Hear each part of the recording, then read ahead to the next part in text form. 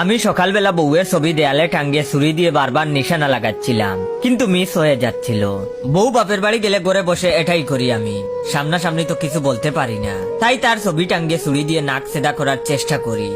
আফসোসের বিষয় একদিনও ঠিক মতো নিশানা লাগেনি। আজকেও তাই করছিলাম, তখনই বউয়ের ফোন এলো। ফোন রিসিভ করার পর অপাশ থেকে বউ জিজ্ঞেস করলো, কি করছে আমার খালা চানটা? আমি তখন মিথ্যা বললাম না, ছুরি তার ছবির দিকে ছুঁড়ে মারলাম আর বললাম আই মিস ইউ। বউ তখন বললো, তাহলে চলে আসো শ্বশুর বাড়ি, তোমার শাশুড়ি তোমার জন্য বাইলা মাছ রান্না করছে পেঁয়াজ দিয়ে। আমি তখন বললাম, আমি যাব না তোমাদের বাড়িতে, কারণ তোমার বাড়ির মানুষ আমাকে খাইল্লা বলে খেপায়। বউ তখন বললো, আরে ওটা তো মজা করে তোমার সাথে, তুমি মজাও বুঝো না। আমি তখন বললাম, গতবার গিয়ে তোমাদের পুকুরে গোসল করেছিলাম। তোমার বাবা তখন এসে বলল কি, আমি পুকুরে নামার পর সব মাছ নাকি বাইরে এসে বলে লাইট বন্ধ করছে কে?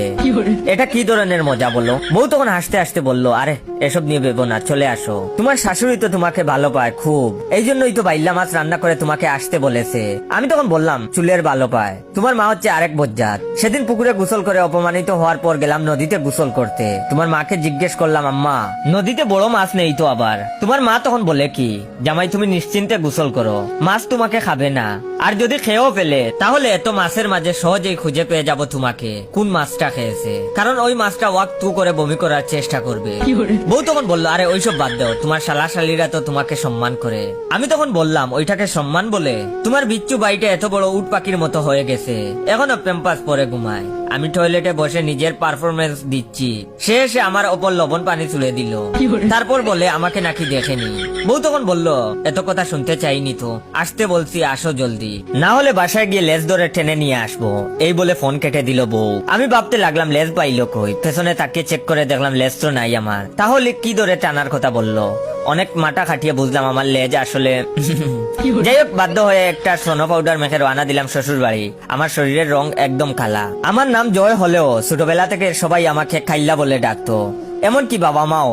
যখন বুঝতাম না তখন ভাবতাম আমার অন্য নাম মনে হয় খাইল্লা। মানুষের তো দুইটা নাম থাকতেই পারে, কিন্তু যখন বুঝ হলো তখন দেখলাম ওটা আমার নাম না, আমার গায়ের রং কালো, এই দেখে ওই নামেই ডাকে। এক সময় অনেক কষ্ট হতো, বিশেষ করে যখন মা বাবা খাইল্লা বলে ডাকতো। স্কুলের শিক্ষকরাও ওই নামে ডাকতো। সৃষ্টিকর্তার উপর তখন রাগ হতো, আমাকে এত কালা কেন বানিয়েছে, এর চেয়ে জন্মের সাথে সাথে মরে গেলেই তো হয়তো ভালো হতো। তারপর আস্তে আস্তে এগুলোর সাথে অভ্যস্ত হয়ে গেলাম। জয়ের নামটা শুধু সার্টিফিকেটে আর আইডি কার্ডেই শোভা পেল, সবার কাছে কাইল্লা হয়েই রয়ে গেলাম। আমিও মেনে নিলাম, হতে পারে কালা হওয়া অন্যায়, তাই শাস্তি হিসেবে সবাই আমাকে এই নাম দিয়েছে। কয়েকবার ভেবেছিলাম হত্যা করব, কিন্তু সাহস হয়নি, তাই আল্লাহর কাছে দোয়া করতাম যেন বড় কোনো দুর্ঘটনায় মারা যায়। ভাগ্যক্রমে নিজের অক্লান্ত পরিশ্রম দ্বারা সরকারি চাকরি পেয়ে গিয়েছিলাম। তারপর আর কি, এলাকার সবচেয়ে সুন্দরী বউয়ের জামাই এই খালাচান। আমার বউ আমাকে ভালোবেসে খালাচান বলে ডাকে, আমারও ভালো লাগে, কিন্তু শ্বশুর শাশুড়ি একটু ওভার মজা করে, তাই সেখানে যেতে ভালো লাগে না।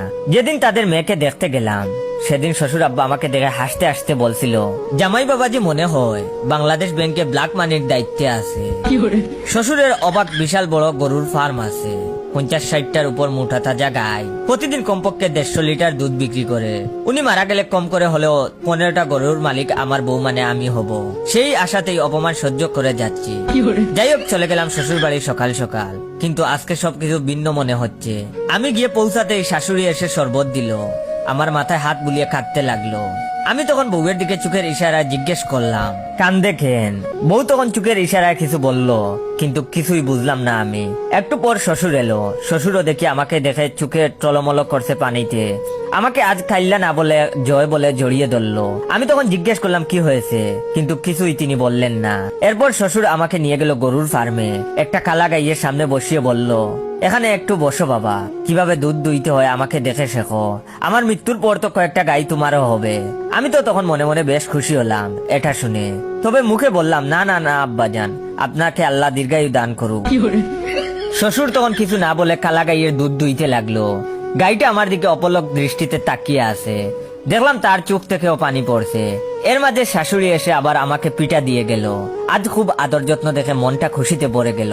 দুপুর বেলা খাবার টেবিলে বসে আছি, শ্বশুর গিয়েছে গোসল করতে, বউ আর শাশুড়ি রান্না করে। তখন দামড়ার শালা এসে বলল, দুলাভাই কি করো? আমি তখন বললাম, ঘাস খাই দেখিস না। আর বললাম, আচ্ছা শালা একটা কথা বলতো, তোদের বাড়ির সবার আজকে কি হয়েছে?